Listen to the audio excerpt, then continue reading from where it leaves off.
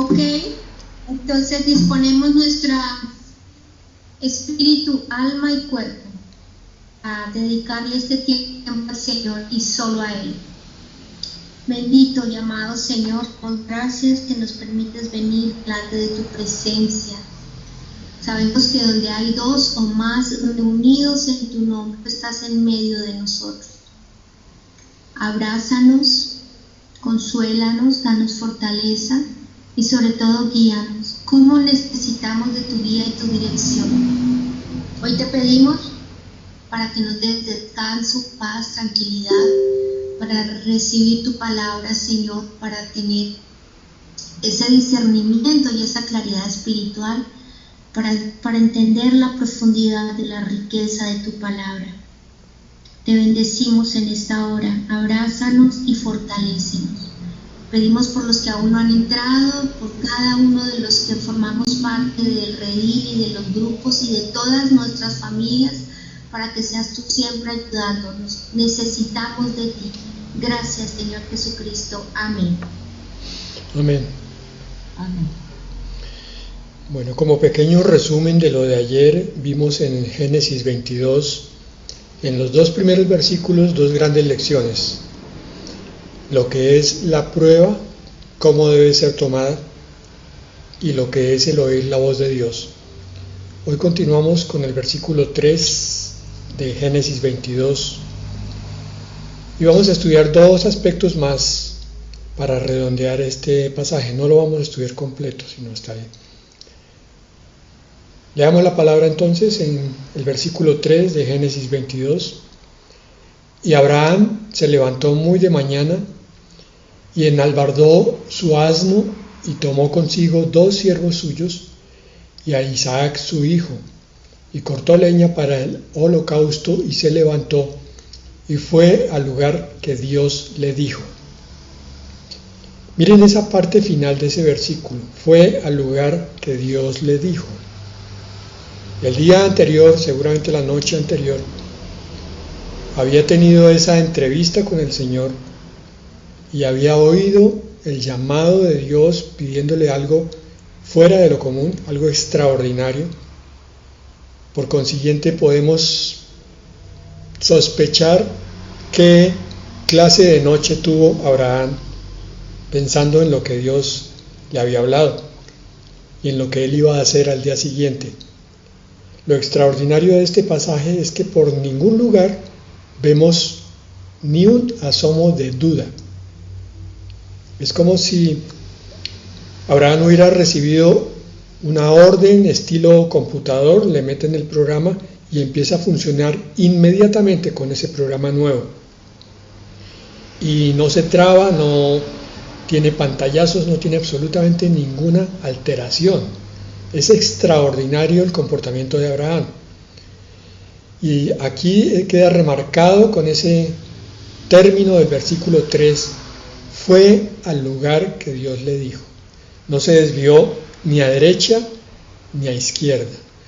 Qué tremendo ejemplo para nuestro cristianismo del siglo XXI, que rodeado por tantas mentiras de la vida fácil, de la lucha por el dinero y el estatus y la vida light, entonces no tenemos a veces control de nosotros mismos en suficiente fortaleza, una templanza a toda prueba que nos haga seguir el camino trazado por Dios, pero con un cumplimiento total. En nuestro cristianismo actual obedecemos casi siempre parcialmente. Dios nos dice hagan algo y por el camino nos encontramos con una serie de argumentos o disculpas que van diluyendo esa orden de Dios y nos van llevando a una parte totalmente distinta de lo que Él quiere. Por esa razón, este versículo resume muy bien, y especialmente esa parte final, fue al lugar que Dios le dijo, lo que es la voluntad directiva de Dios, lo que es la obediencia irrestricta de Abraham y su humildad. Pequeños comentarios para la humildad. Humildad consiste, entre otras muchas cosas, en reconocer que Dios es el dueño y señor de todas las cosas. Abraham oyó, inmediatamente obedeció, porque sabía que estaba delante de la presencia del Ser Supremo del universo, que lo que él hablaba era la verdad, era la justicia, era todo en el universo. Entonces lo único que tenía que hacer el siervo Abraham era obedecer. Y nos da un ejemplo, como decía, para el siglo XXI, que cuestionamos tanto a veces la misma escritura.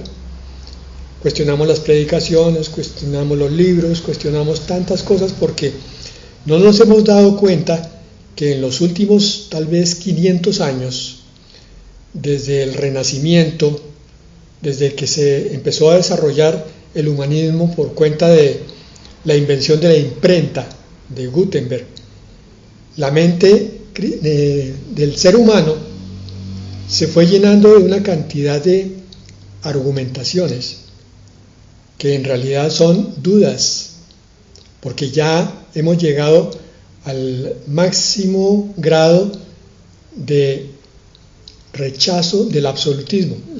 La palabra no es absoluta, la verdad no es absoluta, todo es relativo en este siglo XXI. Si lo dice fulano puede ser verdad, pero si lo dice sutano tal vez no. Si está en un libro que es un éxito es probable que sea verdad. Si es un libro que es muy antiguo y que no es popular, quizá no sea tan verídico.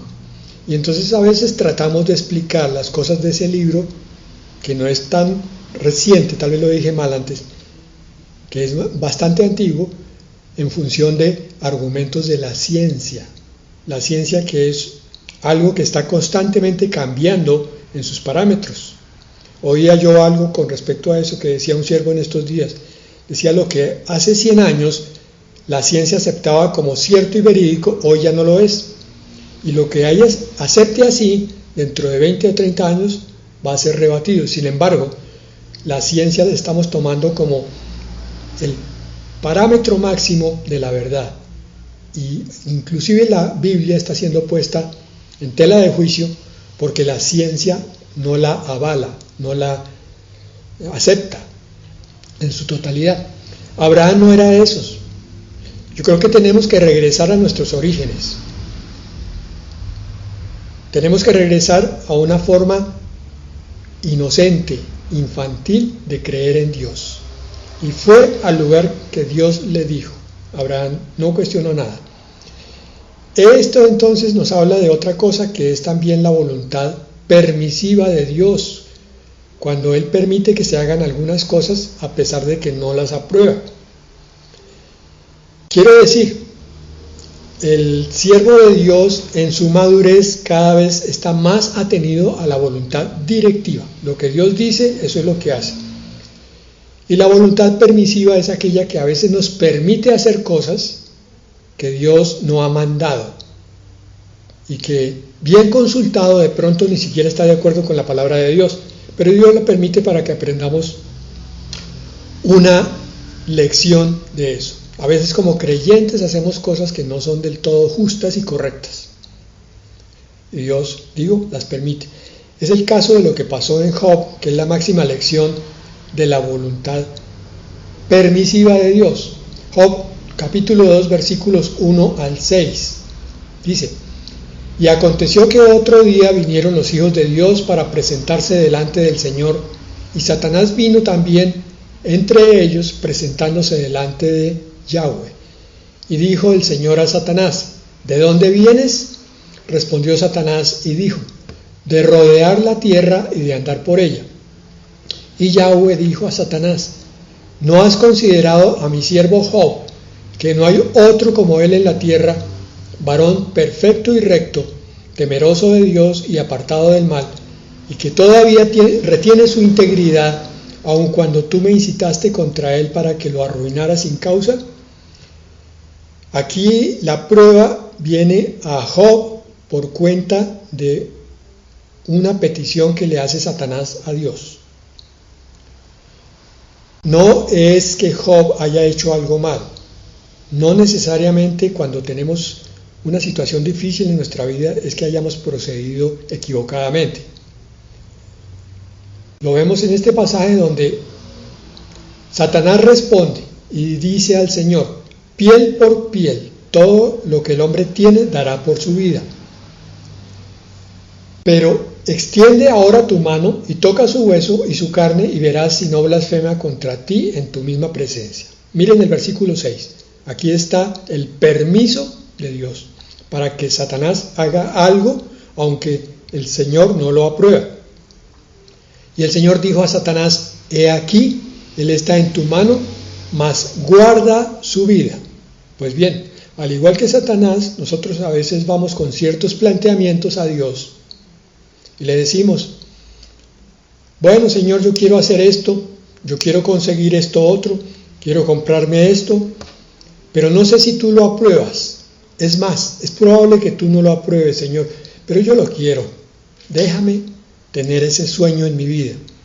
El Señor dice: bueno, tómalo, pero después vas a tener consecuencias de ello. No importa, Señor, yo sigo adelante. Esa lección aprendida a través de ese permiso a esa voluntad de Dios nos va a conducir cada vez más a la madurez y al entendimiento de que a Dios hay que obedecerlo sin cuestionarlo. Por eso el Salmo 48 dice: el hacer tu voluntad, Dios mío, me ha agradado, y tu ley está en medio de mi corazón. Tenemos que entender que la mayoría de los conflictos con Dios es porque me agrada más hacer mi propia voluntad que la de Dios. Dios sabe cómo conducirme para que finalmente yo entienda. Y hay un ejemplo perfecto, que es el Señor Jesucristo, de lo que es la obediencia irrestricta. En los evangelios, principalmente en Juan, se dice que Jesús siempre actuaba no conforme a su voluntad, sino a la voluntad de su Padre. Miremos Juan 5:30. Esta es una de las grandes enseñanzas que debiera tomar en cuenta la iglesia de hoy en día. Dice aquí el Señor: no puedo yo hacer nada por mí mismo, según oigo, así juzgo, y mi juicio es justo, porque no busco mi voluntad, sino la voluntad del que me envió, la del Padre. Alguien dirá: ¿pero acaso Jesucristo no es Dios también? ¿Acaso su voluntad no es divina? Sí, Señor, perfecto. La voluntad de las tres personas de la Trinidad es voluntad de Dios, es divina. Pero la voluntad de Dios es una sola, y los tres siguen la voluntad de uno solo, de todos. Por eso es como si el Hijo estuviera obedeciendo al Padre y el Espíritu Santo también estuviera sometido al Hijo y sometido al Padre. La enseñanza viene para nosotros. Si se somete el Hijo de Dios, siendo Dios, ¿qué no deberemos decir nosotros? El propósito del sometimiento, lo hemos discutido varias veces, no es el de que un Dios déspota y tirano haga lo que le parece únicamente y los demás no tienen derecho a nada. Lo estoy poniendo en extremos. Estoy hablando de que la voluntad de Dios, dice la palabra, que es buena, agradable y perfecta. Eso quiere decir que la voluntad de Dios que sale de su corazón y sale de su boca siempre va a provocar bendición, crecimiento, abundancia, paz, prosperidad, todas las cosas. Cuando yo me meto dentro de la voluntad de Dios, obtengo todas esas bendiciones. Pero si me salgo de la voluntad de Dios, entonces me estoy metiendo en camino de oscuridad, saliéndome de la luz y por consiguiente cosechando caos y dolor. Eso que al principio nos cuesta tanto, que es obedecer, es una de las características del cristiano que ya ha madurado, porque ha entendido que siempre hacer la voluntad de Dios traerá una bendición, como lo veíamos ayer. El trato de Dios es para bendecirte al final de cuentas. Aparte de esto, Jesús se nutría de la voluntad del Padre, de hacer la voluntad del Padre. Miren lo que dice en Juan 4:34. Jesús les dijo: mi comida es que haga la voluntad del que me envió y acabe su obra. Tu alimento, tu fortaleza a partir de ese alimento, tu nutrición espiritual, todo el trabajo que puedes hacer depende del alimento que estés tomando. Y resulta que la voluntad del Padre, que es buena, agradable y perfecta, va a ser tu alimento porque va a ser tu fortaleza. Cuando tú te vuelves obediente a Dios, empiezas a tener un interior totalmente renovado, fortalecido, justo y sabio. El alimento de hacer la voluntad de Dios da fruto en tu vida. Y por eso Jesús no hacía nada que no estuviera dentro de la voluntad de su Padre. Juan 5:19. Respondió entonces Jesús y les dijo: de cierto os digo, no puede el Hijo hacer nada por sí mismo, sino lo que ve hacer al Padre. Ya explicamos por qué. Porque el propósito de Dios es que todo el universo marche en armonía.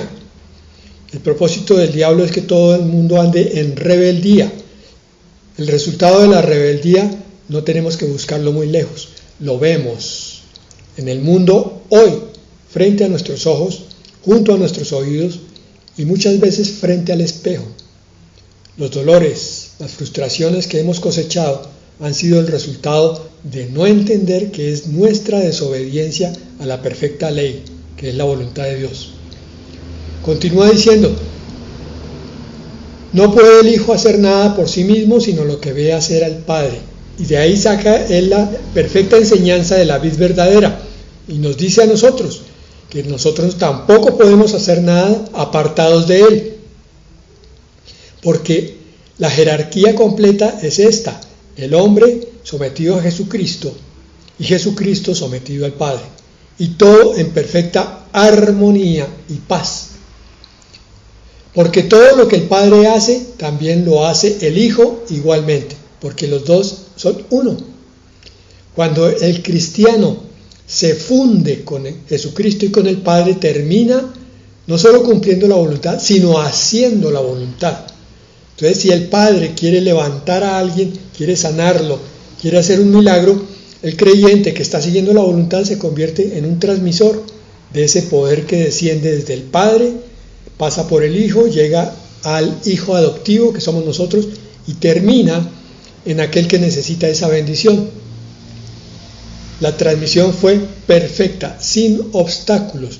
El creyente no hizo nada que fuera motivo por el cual el poder de Dios no pudiera llegar hasta donde se necesitaba. ¿Cómo necesitamos comprender esto? Resulta que muchos hoy en día buscan el poder de Dios a través de la iglesia, dizque por otros mecanismos diferentes que ya hemos visto, la unción del pastor, la imposición de manos, una cantidad de cosas que no son necesariamente antibíblicas, pero que sí son incompletas, porque mientras el creyente que quiere tener el poder de Dios no esté sometido a Dios, no va a poder recibir ese poder. Dios no lo da sino a quien Él considera limpio y santo. Bueno, entonces, estamos viendo que Abraham ha desplegado una confianza absoluta que nos sirve para recordar otro punto a tener en cuenta y a desarrollar en nuestra iglesia del siglo XXI. Una iglesia que no confía en Dios, una iglesia que recibe oración o que recibe promesa de parte de Dios, de levantamiento, de crecimiento, y no cree eso, es una iglesia falsa, es una iglesia que no está dentro de la voluntad de Dios. Abraham es el padre de la fe porque él nunca cuestionó a Dios, ni siquiera cuando Dios le pidió la vida de su hijo. Pueden ustedes imaginarse el conflicto allá en su razón. Hubiera podido decir, pero Dios, que es el dueño de la vida, que ha prohibido matar, ¿me está pidiendo que yo sacrifique a mi hijo? ¿Cuál Dios? ¿Cuál revelación tuve anoche? ¿Qué palabra fue la que recibí? Pero Abraham tenía tanta comunión con Dios que supo que era Dios el que le había hablado y por tanto no tenía la más mínima duda y confió en que el camino lo iba a allanar Dios, aunque él no entendiera nada. Él no estaba puesto para comprender. Abraham estaba puesto para obedecer. Y lo mismo somos nosotros. Miremos más palabras. Aquí en este versículo, saltamos al 8, Génesis 22, 8. Dice, y respondió Abraham, Dios se proveerá de cordero para el holocausto, hijo mío, e iban juntos. ¿Qué pasó aquí? Ya vimos que tomó su asno, tomó a su hijo y a 2 siervos y se acercó al monte. Después le dijo a los siervos que se quedaran y él siguió solo con su hijo. Entonces su hijo, Isaac, le pregunta, padre, ¿y dónde está el sacrificio? ¿Dónde está el cordero para el sacrificio? El Señor inspira a Abraham para que Abraham dé una provisión triple. El primero es una profecía sobre lo que es la salvación que viene de Dios. Aquí Abraham, sin saberlo, seguramente, estaba profetizando sobre el sacrificio en la cruz. Dios se proveerá de cordero. Eso está en Juan 1:36. Y mirando a Jesús que andaba por allí, dijo, este es Juan el Bautista, he aquí el Cordero de Dios. El Cordero de Dios quiere decir, esta es la víctima que Dios está mandando para que más adelante muera por todos los pecadores. Abraham estaba conectado con Dios, profetizó sobre el Salvador y sin darse cuenta también profetizó sobre el desenlace del cumplimiento de la petición de Dios, sobre la vida de Isaac. Dios se proveerá de cordero para el holocausto, hijo. A ti no te va a pasar nada. Él no sabía qué iba a ser de su hijo. Pero la segunda profecía debió haber sonado extraña en su boca, a sus oídos. Me explico. Abraham habla y sus oídos recogen lo que él dijo, vuelve a entrar a su corazón y dice, ¿qué acabo de decir? ¿Acaso el cordero no es Isaac? ¿O es que hay otro cordero? Y esta entonces la tercera respuesta es para Isaac, porque le estaba diciendo, tú serás el cordero. Pero ya había dado 2 profecías primeramente, y iba a primar sobre cualquier cosa la segunda profecía. ¿Por qué? En Hebreos, cuando se habla de Abraham, se dice que Abraham confió porque sabía que aunque Isaac muriera, Dios se lo podía resucitar. En Mateo 19:26 nos recuerda esto que a veces se nos olvida. Y mirándolos, Jesús les dijo, para los hombres esto es imposible, mas para Dios todo es posible. Es increíble que una congregación de santos que están alrededor del nombre del Salvador, que ha hecho tantísimos milagros, y del Dios eterno, que ha hecho otros muchísimos más, a veces nos gana la razón y decimos, yo no creo que Dios haga esto en mi vida. Nos permitimos a veces dudar más allá de lo que debiera tener cierto límite, porque cuando la duda pasa ese límite ya empieza a convertirse casi que en blasfemia, empieza a Acercarse uno a Dios con una desconfianza y una duda, que más bien es alejarse de Él. Para Dios todo es posible. Hagamos un ejercicio espiritual en este momento y pongamos esta parte final de Mateo 19:26 en nuestro corazón y en nuestro espíritu.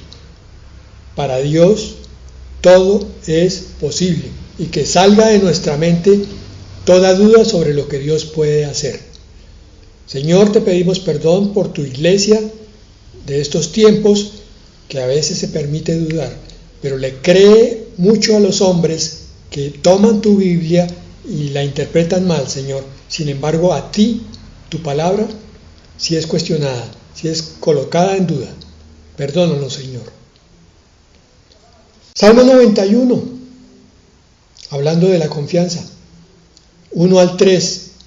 El que habita al abrigo del Altísimo morará bajo la sombra del Omnipotente. Y este es el versículo central para hoy. Diré yo al Señor, esperanza mía y castillo mío, mi Dios en quien confiaré. Tú eres mi esperanza, Señor. Tú eres el que va a hacer que mi futuro esté luminoso.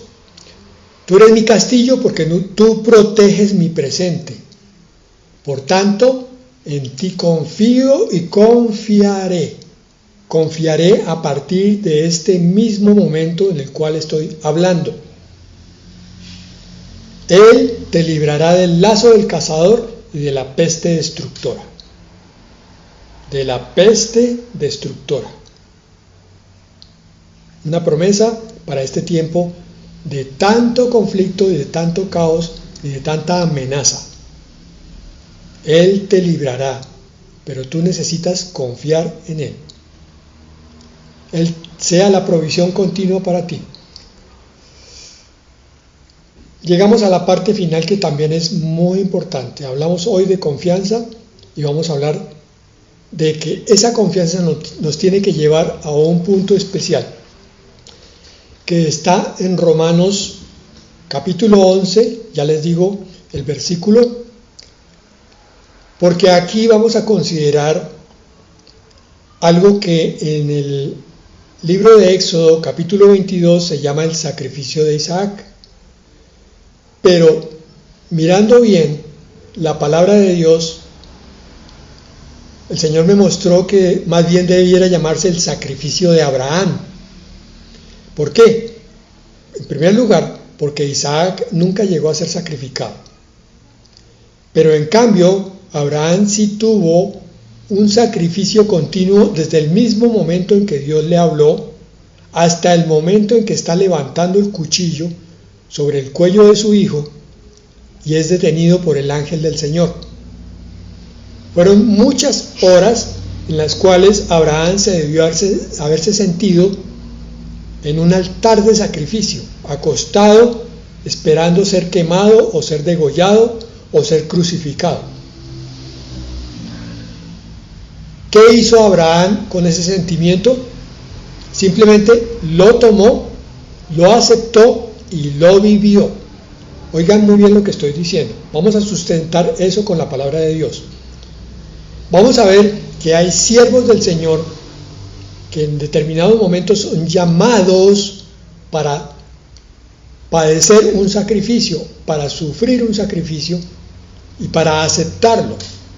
No estoy hablando de toda una vida, salvo quizás unas pocas. La mayoría de las vidas nuestras tienen momentos de mucha gloria, de mucha paz, pero también hay momentos de mucho conflicto. Y se nos ha enseñado que entonces el conflicto hay que enfrentarlo y hay que lucharlo. Pero pocas veces se nos enseña que el sacrificio también debe ser aceptado, el conflicto debe ser aceptado. Abraham lo hizo. Lo hizo también Daniel. Daniel era un joven noble y sin embargo estuvo en calidad de esclavo en Babilonia casi toda su vida. Dice Romanos, vamos a leer todo el contexto desde 11:36 hasta 12:2. Son 3 versículos para que miremos que todo está en contexto. Versículo 11:36 de Romanos es uno que me gusta muchísimo, que he puesto en mi corazón y he puesto en mi vida como brújula. Y es el que antecede al sacrificio. Dice, porque de Él y por Él y para Él son todas las cosas. A Él sea la gloria por los siglos. Amén. De Dios son todas las cosas. Eso fue lo que hizo con Abraham y con Isaac. Le dijo a Abraham, te voy a probar. ¿Tú eres mío completamente, Abraham? ¿O todavía eres parte de aquel otro que vive en la oscuridad? Si eres mío, te voy a poner una prueba grande, inmensa, que sin embargo tú vas a poder soportar, con el propósito de que tu hijo la vea y crezca en esa confianza y fe que tú tienes. Y no solo tu hijo, sino los descendientes de tu hijo. La familia de Abraham, hasta los 80 que entraron a Egipto. Pero no solo tu hijo Abraham y los 80, los creyentes de todas las épocas, judíos y no judíos, los del siglo XXI, 20, 19 y de ahí para acá, que lean la palabra mía, dice el Señor, y vean tu sacrificio, Abraham, van a recibir una bendición entendiendo qué fue lo que tú hiciste. Por eso te estoy poniendo esta prueba tan grande. ¿Qué estoy queriendo decir con esto, hermanos? Que a veces tú no vas a entender tus pruebas, pero con el paso del tiempo va a ser una bendición para muchos, para muchísimos. Otros van a ser fortalecidos, otros van a ser alimentados por ese momento tan duro para ti en el cual te levantaste y dijiste, confío en Dios porque para Él todo es posible. Porque de Él son todas las cosas, yo soy de Él, porque por Él soy yo, Él me sostiene y soy para Él, soy para su gloria. Mi hijo, mi casa, mi trabajo, lo que sea, que Dios me pida que sacrifique, todo es de Él y para Él. Ese era el antecedente. Entonces pasamos al versículo 1 del capítulo 12. Así que, hermanos, sabiendo que de Él, por Él y para Él son todas las cosas, os ruego por las misericordias de Dios, o sea, por la bondad de Dios, por la cantidad de cosas buenas que te ha dado, que presentéis vuestros cuerpos en sacrificio vivo, santo y agradable a Dios, que es vuestro culto racional. ¿Qué está diciendo aquí? Pues si esto se lo hubiera hablado a Abraham, le estaba diciendo, Abraham, llegó la hora en que tú te presentes como sacrificio, porque tú me vas a presentar a Isaac como sacrificio también.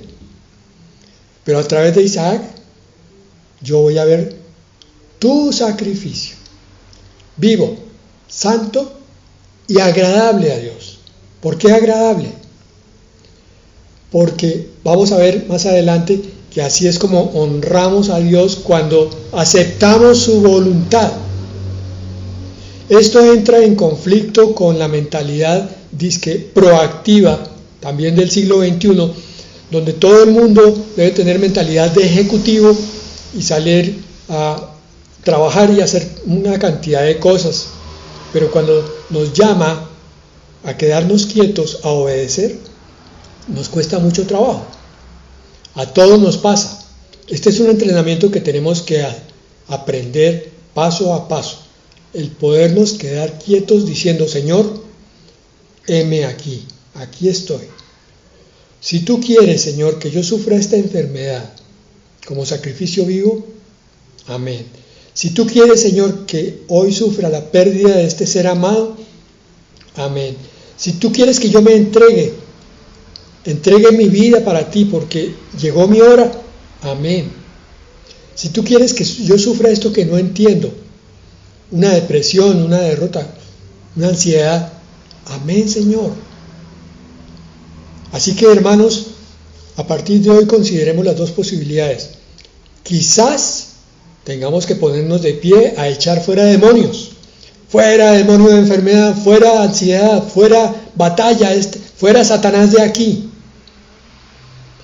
El problema es que no vemos que Job se hubiera parado a echar a Satanás cuando era Satanás directamente el que lo estaba probando. Job no hizo ninguna guerra espiritual. Abraham tampoco. Daniel tampoco. ¿Qué está pasando?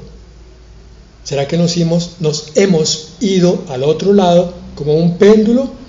Se nos olvidó que a veces deberíamos hacer sacrificios y ahora entonces solamente somos guerreros de Dios.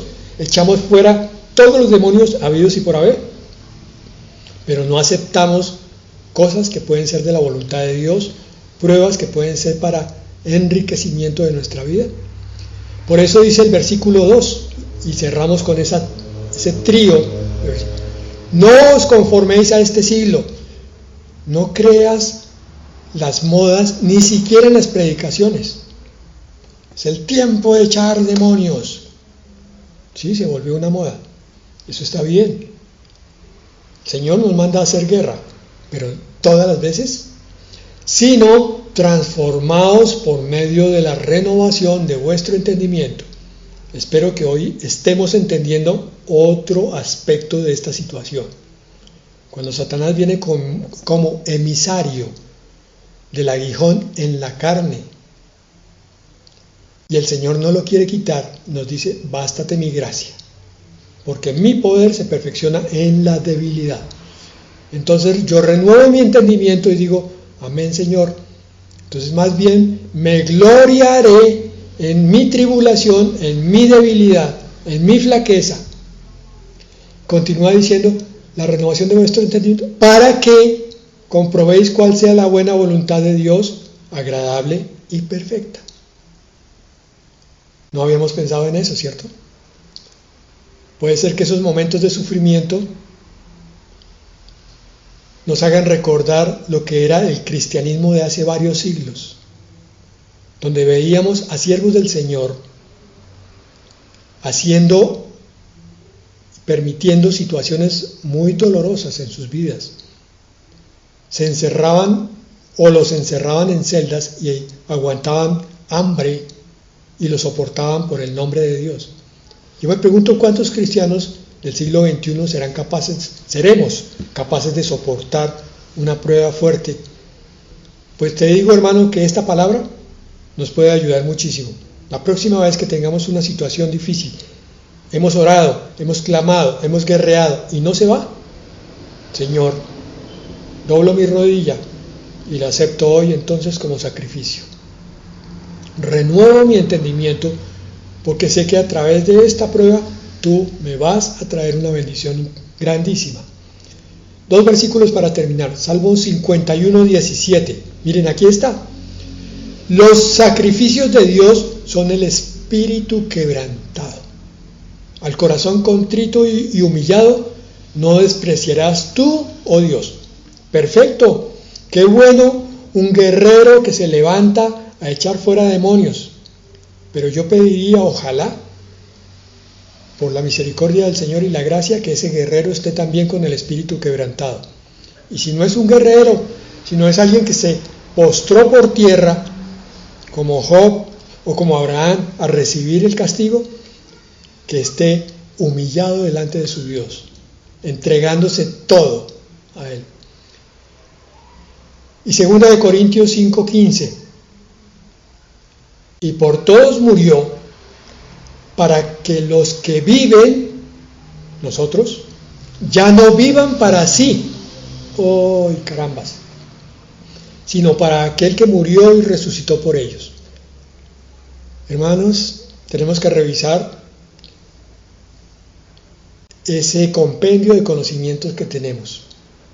Y tenemos que revisar que quizás haya mucha tendencia a escapar del dolor, a vivir una vida cómoda, fácil, logros muy rápidos, porque hemos sido bombardeados por toda la propaganda que nos dice: usted se lo merece, usted debe pasarla bien, usted tiene que estar bien para mostrar el éxito en su vida.